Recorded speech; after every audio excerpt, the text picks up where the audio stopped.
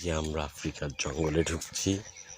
এই সেই বাংলাদেশি আফ্রিকার জঙ্গল, বাংলাদেশের বিশাল জঙ্গল।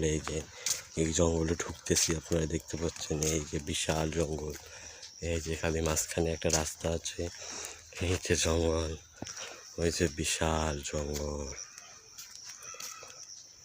দেখতে পাচ্ছেন। জঙ্গলে ঢুকতেছি, এই সাইডে আছে ফরেস্ট অফিস। এটা হচ্ছে কাঠপাট দিয়ে ফরেস্ট অফিস বানানো হয়েছে। আর এই সাইডে এই যে দেখেন সাইনবোর্ড দেওয়া আছে। এই যে দেখেন বিশাল বাগান, ওই যে বিশাল বাগান দেখতে পাচ্ছেন, বিশাল বাগান।